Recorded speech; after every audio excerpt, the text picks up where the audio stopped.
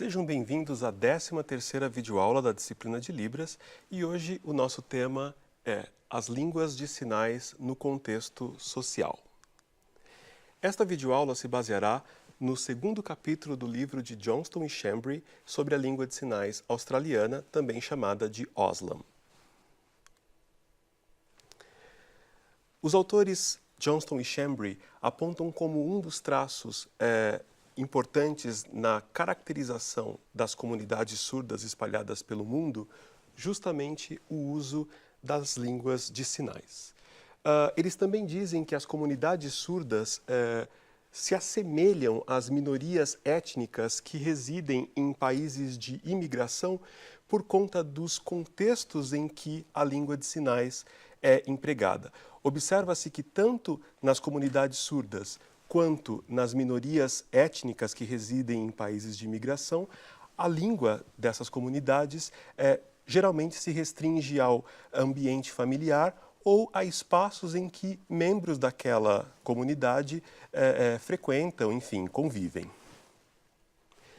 Um outro elemento importante na caracterização da comunidade surda, mencionada por Johnston e Chambry, é justamente a forma de determinar quais são as pessoas que são consideradas membros da comunidade surda, ou seja, como parte da comunidade surda, e quais são as pessoas que não são vistas desta forma. De acordo com os autores, apenas o uso da língua de sinais não é suficiente para determinar se alguém é ou não membro da língua de sinais. Por quê? Porque existem vários usuários de língua de sinais que não participam de atividades promovidas pela comunidade surda, enfim, não têm laços com pessoas surdas, usam a língua de sinais muito provavelmente por razões profissionais, mas não compartilham vivências com a comunidade surda e por essa razão não são vistas pelos surdos como membros de sua comunidade.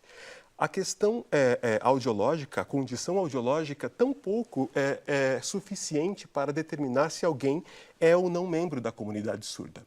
Há muitas pessoas, ouvintes, que por alguma razão ao longo de suas vidas perdem a audição, não fazem uso de língua de sinais, não convivem com outras pessoas surdas e, por essa razão, não são consideradas parte da comunidade surda. Os surdos se referem a essas pessoas como DAs, ou seja, deficientes auditivos. Então, vejam que determinar se a pessoa é ou não membro da comunidade surda não se baseia exclusivamente nem na questão audiológica, tampouco na questão linguística. Tem muito mais a ver com essa questão social, de convivência, de compartilhar atividades e a cultura surda. Na Austrália, a primeira língua da maioria dos surdos com surdez severa e profunda é a língua de sinais. Em muitos casos, essa não é a primeira língua, é a língua preferida, porque a maior parte das pessoas surdas nasce em famílias ouvintes e não tem a chance de aprender língua de sinais em casa, através da interação com seus pais. Entretanto, mesmo assim, por ser a língua de sinais mais natural para essas pessoas, depois que adquirem essa língua, elas acabam optando por essa forma de comunicação e, portanto, acabam usando a língua de sinais como sua língua preferida, ainda que não seja a sua primeira língua. A língua de sinais australiana não é a língua nativa da maior parte das pessoas que compõem a comunidade surda, pelas razões que acabei de demonstrar. A maior parte dos surdos nasce em famílias ouvintes, não tem a chance de aprender língua de sinais em casa e só acabam aprendendo na escola ou através da interação com os surdos em outros espaços, como as associações de surdos, enfim. Por essa razão, a minoria da comunidade surda usa a língua de sinais como sua língua materna. Estima-se que apenas 5% dos membros da comunidade surda usem uma língua de sinais como sua primeira língua, como sua língua materna. Como eu disse, a maioria dos surdos adultos adquiriram a língua de sinais tardiamente, como sua primeira língua, em algum momento durante os anos escolares, ou como segunda língua ao longo de sua vida adulta. Esse fato torna as comunidades surdas diferente de outras minorias linguísticas, justamente porque as pessoas surdas acabam aprendendo língua de sinais não de seus pais, não pela interação com seus familiares, mas aprendem língua de sinais pelo contato com surdos fora de sua família, ou com os seus pares nas escolas de surdos, ou com surdos adultos, enfim, com quem interagem em outros espaços, como as associações de surdos e, enfim, espaços frequentados pela comunidade surda. Temos visto ao longo desta disciplina que a língua usada pelas comunidades surdas é a língua de sinais. Um outro ponto que temos largamente discutido é justamente que as línguas de sinais não são idênticas às línguas faladas pela comunidade ouvinte majoritária. Vimos que essas línguas não são derivadas da língua oral, porque elas apresentam uma estrutura gramatical própria, independente. Vimos que essas línguas, enfim, não são representações gestuais, manuais das línguas orais, tanto que quando se faz isso, quando se representa através da língua de sinais frases da língua oral, a gente acaba produzindo frases agramaticais na língua de sinais, porque a gente impõe na língua de sinais a gramática da língua oral. E também temos visto que as línguas de sinais não são universais, ou seja, cada comunidade surda tem a sua própria língua de sinais. Existem países em que mais de uma língua de sinais é usada, como vimos até aqui. Apesar de ser um sistema independente, de ser um sistema linguístico com gramática própria, não podemos ignorar o fato de que as línguas de sinais são línguas minoritárias e que estão mergulhadas num espaço em que é usada uma língua oral majoritária, a língua da comunidade ouvinte. Esse fato, por si só, é responsável por uma situação de contato linguístico, como vocês podem ver aqui, inevitável. Né? A Libras sofre grande influência do português justamente porque os surdos, por serem uma minoria linguística, estão em contato com a língua majoritária o tempo todo. A consequência disso é que nem toda a sinalização que nós vemos sendo produzidas por pessoas surdas podem ser consideradas manifestações da língua de sinais, da Libras, por exemplo. Existem vários tipos de sinalização que são influenciados pela língua oral falada pela comunidade ouvinte majoritária, e é isso que nós vamos ver agora. Entre esses vários tipos de sinalização influenciados pela língua oral, nós podemos citar, por exemplo, os sistemas artificiais que já discutimos aqui. Os sinais metódicos criados por Lepé, por exemplo, ou mesmo o inglês ou o português sinalizado, são exemplos desses sistemas artificiais. Vocês devem se lembrar que esses sistemas artificiais foram criados com objetivos educacionais, com o objetivo de ensinar leitura e escrita para estudantes surdos. Esses sistemas se constituem a partir de sinais usados pelos surdos e que são, enfim, empregados de forma a representar palavras da língua oral, né?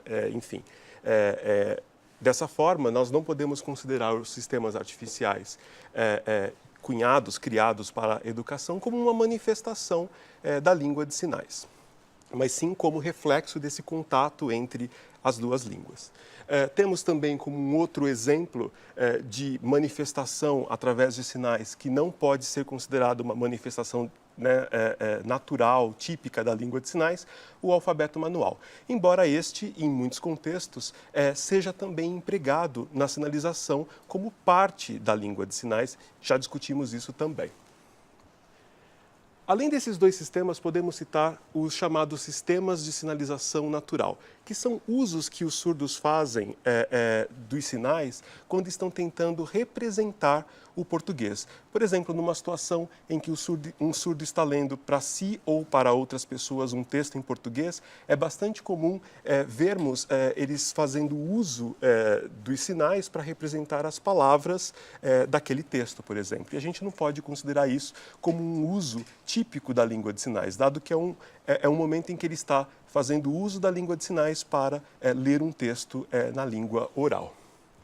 Uma outra situação em que também vemos o uso da língua de sinais de uma forma que desvia daquele observado quando os surdos sinalizantes interagem entre si é o que chamamos de língua de sinais de contato. Quando surdos conversam com ouvintes, sobretudo com aqueles que ou não sabem língua de sinais ou que sabem muito pouco, eles acabam simplificando a sua sinalização como forma de facilitar a comunicação com pessoas ouvintes, né? Então, esse também é um uso que não é propriamente o uso que a gente observa quando surdos sinalizantes proficientes em língua de sinais interagem, conversam entre si. Aqui nós vemos uma comparação entre a língua de sinais usada pelos surdos quando conversam entre si e essas formas de sinalização que são influenciadas pela língua oral majoritária, né? Que, como eu disse, pode ser a língua de sinais de contato ou a sinalização de uma língua oral ou mesmo aqueles sistemas artificiais desenvolvidos com propósitos educacionais. A título de ilustração, podemos ver, por exemplo, que em termos de sintaxe, ou seja, em termos do nível da frase, quando surdos conversam entre si, eles seguem a ordem das palavras da sua língua, né? Porém, quando eles estão, por exemplo, sinalizando um texto numa língua oral, ou mesmo fazendo uso de um sistema artificial de sinalização, eles acabam usando a ordem das palavras da língua oral, tá certo? A gente pode observar o mesmo no que diz respeito à morfologia. Quando surdos usam a sua língua, eles exploram todas as potencialidades de sua gramática. Eles, por exemplo, modificam os sinais, incorporando informação espacial e mesmo fazem uso das expressões faciais que, enfim, agregam informações gramaticais aos seus enunciados, às suas palavras. Isso acaba sendo simplificado ou mesmo não utilizado nas outras versões, nas outras manifestações de sinalização que vemos ocorrer, sobretudo na interação entre surdos e ouvintes. Como disse, todas essas diferentes manifestações de sinalização que temos aqui refletem essa situação de contato linguístico que os surdos têm com a língua majoritária usada pela comunidade ouvinte. O bilinguismo é uma característica que a comunidade surda compartilha com muitas outras comunidades do mundo. Na verdade, é possível que a maioria da população mundial seja bilíngue. Porém, os surdos vivem em uma situação de bilinguismo diferente, dado que a língua de sinais não tem o mesmo status que a língua oral majoritária. Sabemos que a Libras é uma língua minoritária e, portanto, não é usada em todos os espaços que a língua portuguesa é. Por essa razão, nós dizemos que os surdos vivem um bilinguismo diferente, eles vivem um bilinguismo diglóssico. Diglossia é um termo usado para se referir a comunidades que usam duas formas distintas da mesma língua, às quais são atribuídos papéis diferentes na comunidade. Porém, no caso em que nós temos comunidades que usam línguas diferentes, podemos empregar esse mesmo termo, justamente porque também observamos uma diferença em termos do status das línguas usadas. A Libras é uma língua minoritária e não desfruta do mesmo status que a língua portuguesa. Portanto, os surdos vivem, assim como os paraguaios, uma situação de bilinguismo diglóssico. Todas as línguas naturais conhecidas não são faladas por seus falantes da mesma forma. Nós observamos que todas as línguas apresentam variação. Dois conceitos importantes para aqueles que estudam variação linguística são sotaque e dialeto. O sotaque se refere à variação na pronúncia ou na prosódia, ou seja, na melodia da fala. Dialeto se refere à variação na pronúncia e ou no vocabulário e ou na gramática, que caracteriza um determinado falar, uma determinada variante de uma língua. Nós sabemos, por exemplo, que o português brasileiro não é falado da mesma forma em todo o território nacional. Nós temos vários falares, nós temos vários dialetos. Por quê? Porque, a depender da região, a pronúncia das palavras, ou o vocabulário, ou mesmo a gramática, são empregados de forma diferente. O que os estudos têm demonstrado é que as línguas de sinais exibem essa mesma propriedade, essa propriedade que é tida como universal nas línguas orais. As línguas de sinais também variam em relação à forma como os sinais são pronunciados, como as palavras são usadas ou mesmo em relação às suas regras gramaticais. Vemos, por exemplo, que as línguas de sinais exibem grande variação no seu léxico, no seu vocabulário. É bastante comum observar sinais para o mesmo conceito variando em regiões diferentes do Brasil.